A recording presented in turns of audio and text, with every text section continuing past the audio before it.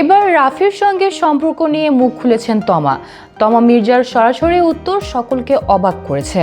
ঢালিউডে গত কয়েক বছর ধরেই নির্মাতা রায়হান রাফি ও চিত্রনায়িকা তমা মির্জার ঘনিষ্ঠ সম্পর্কের খবর শোরগোল তুলেছে।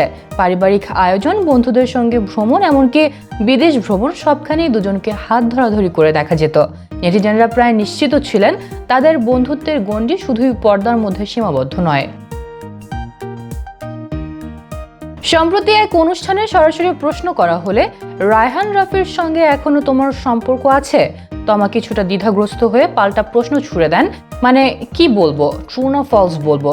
কিন্তু উপস্থাপিকার স্পষ্টভাবে হ্যাঁ বা না চাওয়ার পর তমা কোনো রাগঢাক না রেখেই জানিয়ে দেন না।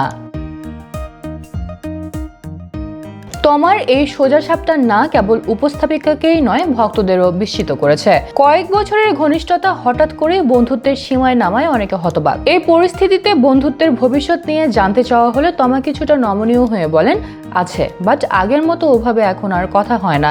তার এই মন্তব্য স্পষ্ট করে দিচ্ছে যে রাফির সঙ্গে সম্পর্কের উষ্ণতা এখন কমে গেছে, তবে সম্পূর্ণ বন্ধুত্বও শেষ হয়নি।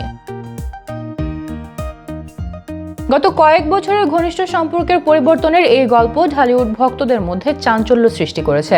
তমার স্পষ্ট বক্তব্য এবং সরাসরি না জানানো প্রমাণ করে ব্যক্তিগত সম্পর্কের পরিবর্তন কখনো কখনো স্বাভাবিকই। ঢালিউডে এই ঘটনা এখন আলোচনার কেন্দ্রবিন্দু এবং ভক্তদের মনে প্রশ্ন জাগছে, আগামীতে এই বন্ধুত্বের পথে আরও কি পরিবর্তন আসবে।